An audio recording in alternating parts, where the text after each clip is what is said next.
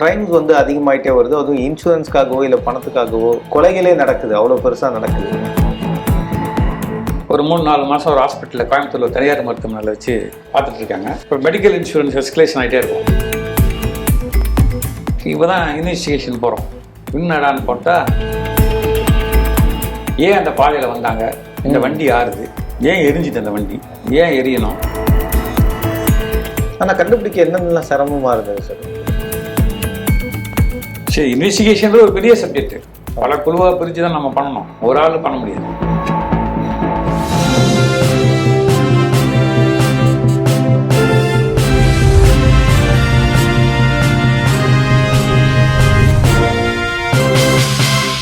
GV communication நேயர்களுக்கு வணக்கம். இன்றைக்கி நம்மளுடைய நேர்காணலில் இன்சூரன்ஸ் ரிலேட்டடாக நடக்கக்கூடிய ஸ்கேம்ஸ் பற்றியும் நிறைய பிரச்சனைகளை பற்றியும் பேசுறதுக்காக கிரிமினாலஜிஸ்ட் ராஜ்குமார் சார் நம்மளோட இணைஞ்சிருக்காரு. வணக்கம் சார். வணக்கம் தினேஷ், சொல்லுங்கள் சார். ஒவ்வொரு கிரைமுமே நம்ம பேசிகிட்டு இருக்கோம். கிரைம் ஸ்டோரிஸ் எல்லாமே அதுவும் நம்ம ஏரியா பக்கத்துலேயே நடந்திருக்கு, திருவான்மியூரில் நடந்திருக்குன்ற விஷயங்கள்லாம் சொன்னீங்க.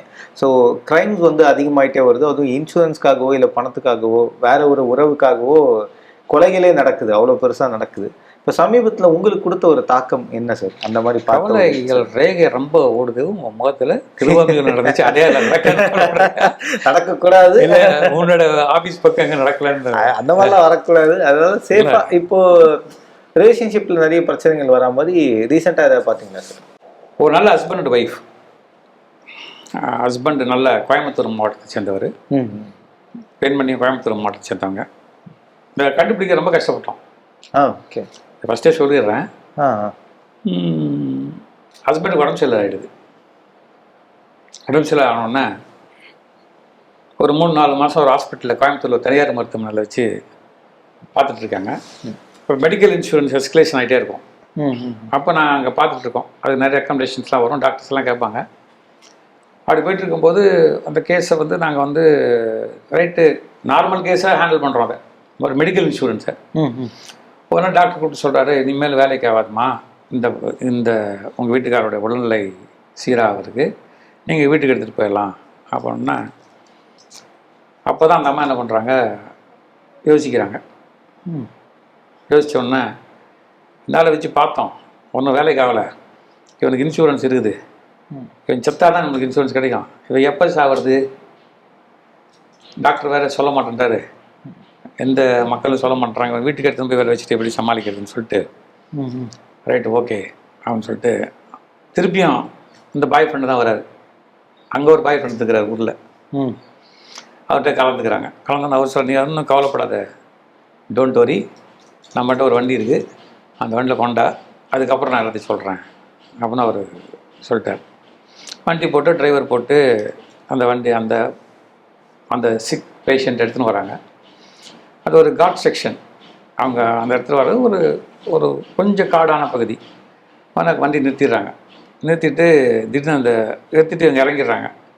இறங்கணுன்னா அந்த வண்டி பற்றிட்டு எரியுது. இதுதான் போலீஸுக்கு வந்த சீன். ஓகே, இன்னும் பற்றிட்டு எரியுதுப்பா. எரிஞ்ச உள்ளகரை பேசி செத்து விட்டான்ல, முடிஞ்சு போச்சா கதை. அதுதான் கதை. இப்போ தான் இன்வெஸ்டிகேஷன் போகிறோம். என்னடான்னு போட்டால் ஒரு நல்ல திறமையான ஒரு தம்பி, இந்த மாதிரி ஒரு தம்பி இருக்கிறாரு இன்வெஸ்டிகேஷனில். சூப்பராக சொல்கிறாரு, ஐயா இது வந்து டீசல் வண்டி, நம்மளுக்கு வர்றது பெட்ரோல் ஸ்மெல் வருதுன்றாரு.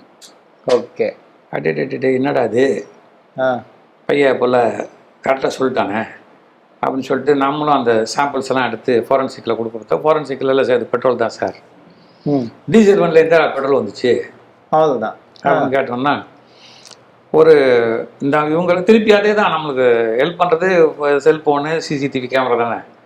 பார்த்தா ஒரு இடத்துல பெட்ரோல் வாங்குறாங்க. ஓகே, அந்த இடத்துல இந்த லொக்கேஷனில் பெட்ரோல் வாங்குற பெட்ரோல் பங்க் இருக்குது. ஒரு 10 லிட்டர் பெட்ரோல் வாங்கியிருக்காங்க. 10 லிட்டர் 10 வாங்கினோடனே டீசல் வண்டிக்கு எதுக்கு பெட்ரோல் வாங்குற? அதுதான் பாயிண்ட்டு. தூக்கிட்டோம், பிடிச்சி தூக்கிட்டு வந்து கேட்டால் அவன் நமது அந்த கோயம்புத்தூர் மாவட்டம் அந்த காவல்துறை ரொம்ப சிறப்பாக செயல்பட்டாங்க. சிறப்பான ஒரு நல்ல விருந்து கொடுத்த உடனே ஒத்துக்கிட்டார் அவர் எல்லா கதையும். அவ்வளோதான். அப்போது இன்சூரன்ஸ் கிளைம் அதுக்குள்ளே இந்த பாலிசி கொடுத்து யாருன்னு இந்த ஆங்கிளில் நாங்கள் போய் விசாரிக்கும்போது அங்கே இருக்கிற கொடுத்துருக்காரு. அப்புறம் அந்த பெண்மணியை விசாரித்தோம். என்னப்பா இது என்ன மேட்ரு, எதுக்கு இப்படி பண்ணேன் அப்படின்னா, திருப்பி ஏதோ ஒரு படத்தை பார்த்து தான் நான் அப்படி பண்ணேன், ஓகே, இன்சூரன்ஸ் கிளைம் பண்ணுறதுக்கு அப்படின்னு சொல்லி படத்தை பார்த்து கொலை. இதில் எனக்கு என்ன ரொம்ப கஷ்டமா இருந்துச்சுன்னா, அந்த டாக்டர்கிட்டயே சொல்லி அங்கேயே விட்டுருந்தா அவனு இன்னொரு 10 நாள் செத்து போயிடுவான். உடம்பு சரியில்லாமலே. ஆமாம், வண்டியில் ஏற்றி பெட்ரோலுக்கு டீசலுக்கு பதிலாக பெட்ரோலை மாற்றி வாங்கி பெருசாக கன்ஃபியூஷனை கிரியேட் பண்ணி. கன்ஃபியூஷனில் இன்வெஸ்டிகேஷனுக்கு ஒரு வேலை கொடுத்துட்டாங்களே, ஈஸியாக இருக்குல்ல, கண்டுபிடிச்சோம் பெட்ரோல். என்ன வண்டி இது, என்னது எரிச்சு. அப்புறம் என்ன சொன்னாங்க சார் அந்த லேடி இன்வெஸ்டிகேஷன் என்ன சொன்னாங்க? இன்வெஸ்டிகேஷனில் கன்ஃபஸ் பண்ணிட்டாங்க. ஒத்துக்கிட்டாங்க. இந்த மாதிரி ரொம்ப ப்ராப்ளம்லாம் எங்களுக்கு கொடுக்கல, கன்ஃபெஷன் கொடுத்துட்டாங்க. ஆனால் கண்டுபிடிக்க என்னென்னலாம் சிரமமாக இருந்தது சார் உங்களுக்கு? ஏன் அந்த பாதையில் வந்தாங்க, இந்த வண்டி யாருது, ஏன் எரிஞ்சுது அந்த வண்டி, ஓகே, ஏன் எரியணும்.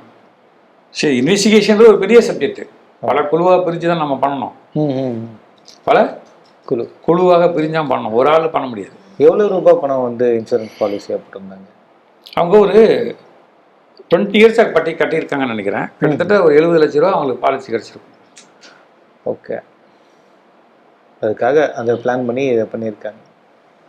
ஸோ இது ஒரு வழியாக சார்ட் அவுட் ஆகும்போது அவங்களுக்கு அந்த உறவுகளும் இருந்தா சார், வேறு யாரோட அஃபேரில் இருந்தாங்க அந்த லேடி? ஆமாம், அவரு தீக்குள்ள பட்டுச்சு, அவர் தானே பெட்ரோல் வாங்குறாரு. ஓகே ஓகே ஓகே, 2 பேரும் மாட்டினாங்க. ஆனால் அப்பா இப்போ பெட்ரோல் பங்க் போனால் கூட யோசிச்சு, அதனால தான் கேனில் பெட்ரோல் கொடுக்கூடாதுன்னு ஒரு விதி இருக்குது தெரியுமா? ஆமாம், ஆனால் இந்த பாட்டிலில் கூட பெட்ரோல் வாங்கக்கூடாது. அந்த இந்த மாதிரி சம்பவம்லாம் நடக்கக்கூடாதுன்னு அதெல்லாம் போட்டிருக்காங்க. நல்லா. இது எப்போ சார் நடந்தது? இது சமீபத்தில் நடந்ததா? நீங்கள் எதனா இப்போ அடுத்தது இல்லை சார், இந்த மாதிரி பெட்ரோல் கேட்குறீங்களா? நிறைய சார் இது கேட்டுக்கிறேன், பண்ணலாம், நீங்கள் ஒன்றும் பிரச்சனை இல்லை. சமீபத்தில் நடக்கல இல்லை சார், இது 1 இயர் ஆச்சு. 1 இயர் ஆயிருக்கு. பயங்கரமான ஸ்டோரி தான் சார். ஸோ மக்கள் கொஞ்சம் விழிப்போடு இருக்கணும். அதாவது துணைவியை வந்து ரொம்ப பத்திரமா இல்லை, பார்க்குற துணைவியார் வந்து சரியில்லைன்னா பிரச்சனை தான் சார். ஆமாம் ஆமாம், மனைவி சொல்ல மந்திரம்லாம் இருக்கக்கூடாது, மனைவி சொல்ல கேட்டுக்கணும். நான் மந்திரம் நினச்சிக்கிறது இதுதான் டீசல் தான், மந்திரம் தான், மேலோகத்துக்கு போகிற மந்திரம் கொடுத்துருவாங்க. மந்திரம் தான். நம்ம கேமரா கிருஷ்ணமூர்த்தி கொஞ்சம் அந்த மந்திரத்தை அதில் ரொம்ப கஷ்டமாக இருக்கும் தினேஷ். நம்ம பதிவில் ரொம்ப ஜாலியாக பேசிகிட்டு இருக்கோம், அதை கண்டுபிடிச்சி அதை வந்து கவர்மெண்ட்டுக்கு சொல்லி கவர்மெண்ட்டுக்கு ரிப்போர்ட் பண்ணுறதுக்குள்ள நம்மளுக்கு பைத்தியம் பிடிச்சிடும். நன்றி சார். தேங்க்யூ.